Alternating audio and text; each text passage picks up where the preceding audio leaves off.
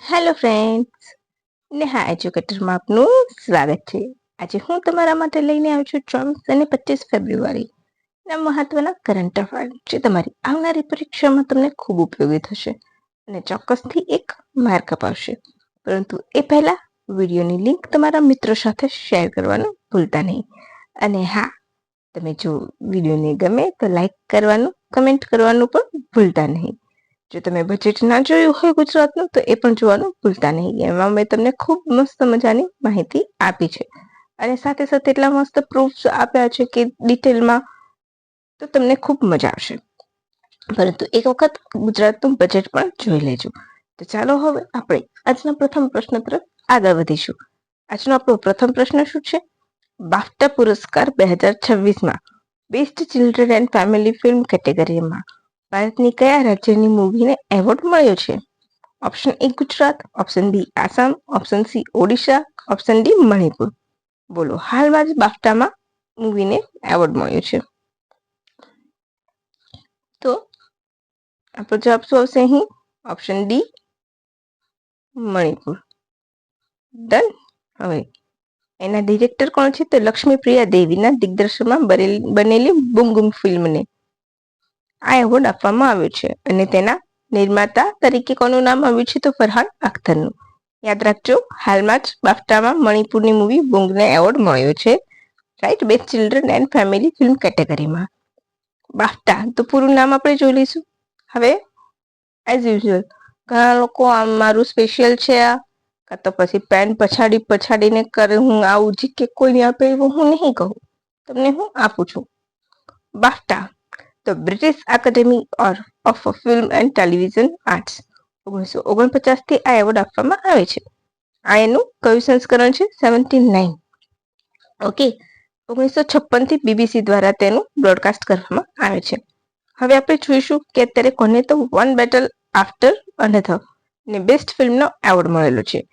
Robert એમારિયો આઈ square માટે best actor અને જેની વકીલ ને હેમલેટ માટે બેસ્ટ એક્ટ્રેસનો એવોર્ડ મળ્યો છે. તમારે આટલું યાદ રાખવાનું છે. હવે તમે કહેશો માહિતી ક્યાંથી આવી? તો આ રે માય ગવર્મેન્ટમાંથી. ડન.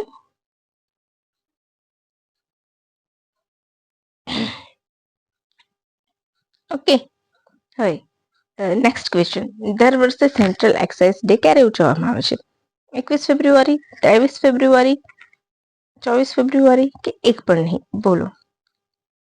તો અહીંયા પર જવાબ શું આવશે? ઓપ્શન સી 24 ફેબ્રુઆરી. 21 ફેબ્રુઆરી એટલે આંતરરાષ્ટ્રીય ભાષા દિવસ. રાઈટ, યાદ રાખજો. માતૃભાષા દિવસ, ભાષા પણ નહીં. ઓકે, હવે આપણે 24 ફેબ્રુઆરી સેન્ટ્રલ એક્સાઇઝ ડે. આ દિવસે સેન્ટ્રલ એક્સાઇઝ એક્ટ 1944 ના રોજ અમલમાં આવ્યો હતો, જેની યાદમાં આ દિવસ ઉજવવામાં આવે છે. સૌથી પહેલો પોઈન્ટ આ તમારે યાદ રાખવાનો છે. રાઈટ, કેમ ઉજવવામાં આવે છે? કોના દ્વારા? તો સીબીઆઈસી દ્વારા ઉજવવામાં આવે છે. CBIC central board of indirect taxes and custom. શું છે CBIC? Central board of indirect taxes and customs. એનું પૂરું નામ યાદ રાખજો સીબીઆઈસી નું. ક્યારે બન્યું હતું સીબીઆઈસી? બોલો, તમને ખ્યાલ હોય તો તમે મને કહી શકો છો.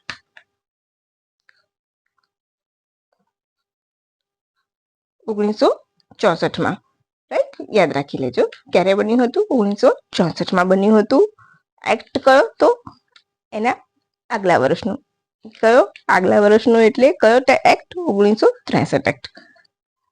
એની બરાબર સીબીઆઈસી દ્વારા સેન્ટ્રલ એક્સાઇઝ ડે ઉજવવામાં આવે છે. ક્લિયર થઈ ગયું તમારો એ પોઈન્ટ? હવે આપણે આગળ CBIC central board of revenue act 1963 હેઠળ સીબીઆઈસી ની સ્થાપના થઈ હતી. તેનું જૂનું નામ central board of excise and custom હતું. સીબીઆઈસી એ સ્ટેચ્યુટરી બોડી છે જેની સ્થાપના 1964માં થઈ હતી. દેશ સેવાર્થક કર સંચય એનું ધ્યેય સૂત્ર છે. એક અધ્યક્ષ અને 6 સભ્યો હોય છે. હાલમાં અધ્યક્ષ કોણ છે? વિવેક ચતુર્વેદી છે. તેમણે સંજય કુમાર અગ્રવાલનું સ્થાન લીધું છે. આટલા પોઈન્ટ તમારા ક્લિયર હોવા જોઈએ. બરાબર છે? Current with GK. હવે આગળ અમેરિકાના નેતૃત્વવાળી પેક્સ સિલિકામાં ભારત જોડાયું તે પેક્સ સિલિકા કયા વર્ષમાં અસ્તિત્વમાં આવ્યા હતા? બોલો. 2021માં, 2022માં, 2024માં કે પછી 2025માં?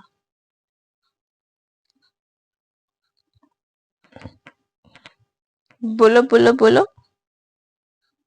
ખ્યાલ હોય તો ફટાફટ કહી શકો છો. ચાલો હું કહી દઉં. એ આવ્યા હતા અસ્તિત્વમાં ઓપ્શન ડી 2025માં.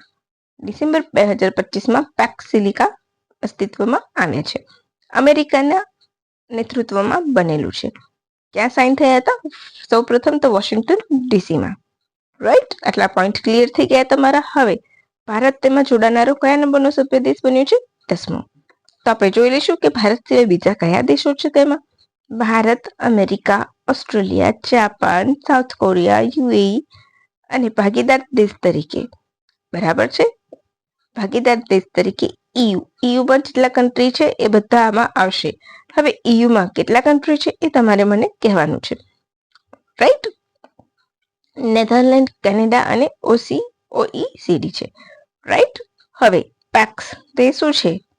તો એક વૈશ્વિક ટેકનોલોજીઓ ધરાવતું ગઠબંધન છે જેનો હેતુ સેમિકન્ડક્ટર સપ્લાય ચેન સુરક્ષિત કરવી, એઆઈ ઇન્ફ્રાસ્ટ્રક્ચર મજબૂત કરવું, ચીન પરની આયાત પરની નિર્ભરતા ઘટાડવી, મહત્વપૂર્ણ ખનિજો માટે વૈકલ્પિક સ્ત્રોત વિકસાવવા વગેરે છે. રાઈટ? યાદ રાખી લેજો. ખાસ કરીને સેમિકન્ડક્ટર ક્ષેત્રે કામમાં આવશે. ભારતનું સભ્યપદ કેમ જરૂરી? આવી ગયું. ઓકે.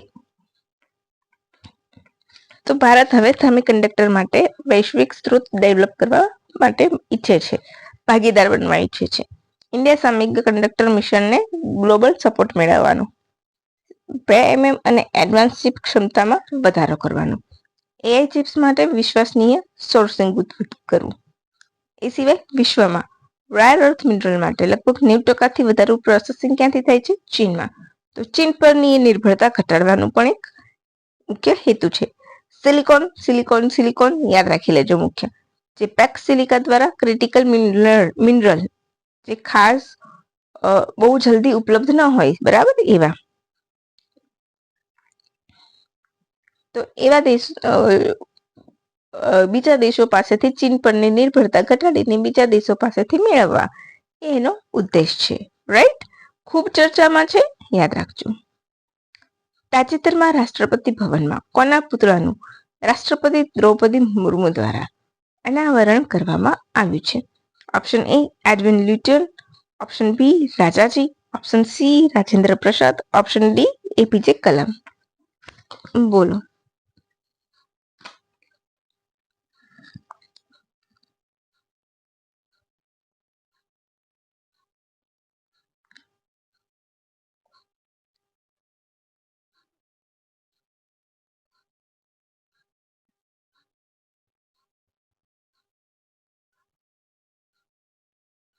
બોલો.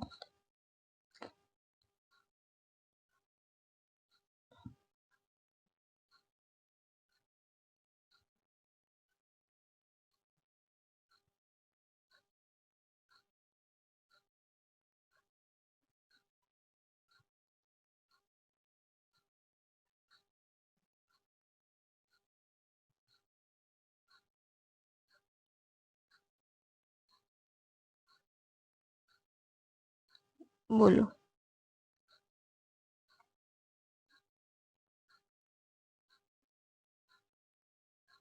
અચ્છા, તો અહીં આપણો જવાબ શું આવશે? ઓપ્શન બી રાજાજી. હવે રાજાજીનું પૂરું નામ શું છે? બોલો. તો ચક્રવર્તી રાજગોપાલાચારી. રાઈટ? ભારતના પ્રથમ અને એકમાત્ર જનરલ ગવર્નર. યાદ રાખી લેજો. રાષ્ટ્રપતિ દ્રૌપદી મુર્મુ દ્વારા એમના પુત્રનું અનાવરણ કરવામાં આવ્યું છે. રાજાજી તરીકે જાણીતા હતા ચક્રવર્તી રાજગોપાલાચારી. બરાબર છે? સ્વાતંત્ર્ય સેનાની હતા. રાઈટ?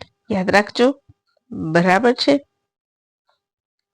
અચ્છા, મદ્રાસના મુખ્યમંત્રી પણ રહી ચૂક્યા છે, એ પણ યાદ રાખજો. બરાબર છે? એમને આધુનિક ભારતના નિર્માતા પણ કહેવામાં આવે છે ઘણી વખત. એ પણ યાદ રાખજો.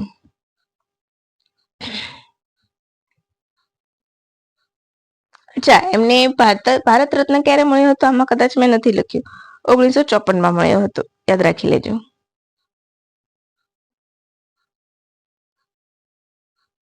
હવે 1912 બ્રિટિશ આર્કિટેક્ચર લુટિયન દ્વારા ન્યૂ દિલ્હી સેન્ટ્રલ વિઝન અંતર્ગત ડિઝાઇન કરવામાં આવેલું રાષ્ટ્રપતિ ભવનનું નિર્માણ થયું હતું. હર્બર્ટ બેકર તેના સહાયક હતા. યાદ રાખજો, અત્યારે આપણે રાષ્ટ્રપતિ ભવન વિશે વાત કરી રહ્યા છીએ. એમાં રાજાજીનું પૂતળું મૂકવામાં આવ્યું છે, તો આપણને એનો હિસ્ટ્રી ખબર હોવો જોઈએ કે કોના દ્વારા નિર્માણ કરવામાં આવ્યું છે. અને લ્યુટિનનું પૂતળું હતું ત્યાં એને હટાવીને મ્યુઝિયમમાં મૂકવામાં આવશે. બરાબર છે.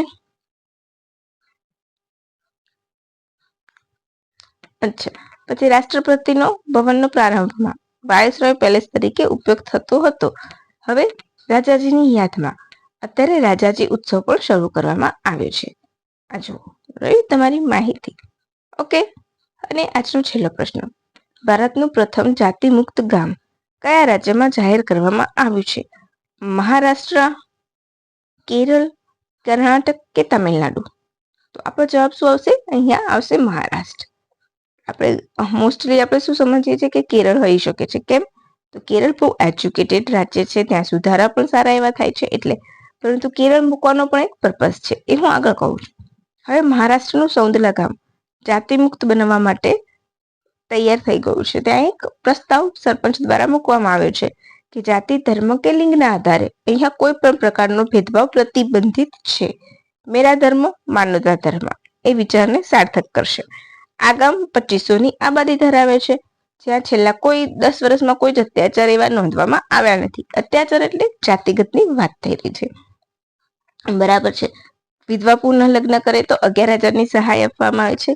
મહિલાઓ વિરુદ્ધ કોઈ અભદ્ર કે કોઈ એવી ટિપ્પણી કરે, ખરાબ કમેન્ટ પાસ કરે તો તેને પણ તેની ઉપર પણ પ્રતિબંધ મૂકવામાં આવ્યો છે.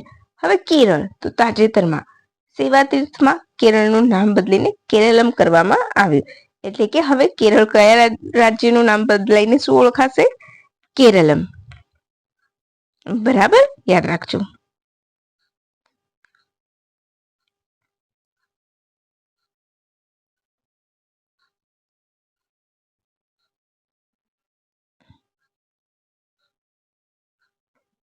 હવે આ રહ્યું તમારું કેરળનું પ્રૂફ. केरल राज्य का नाम बदलकर केरलम करने की स्वीकृति.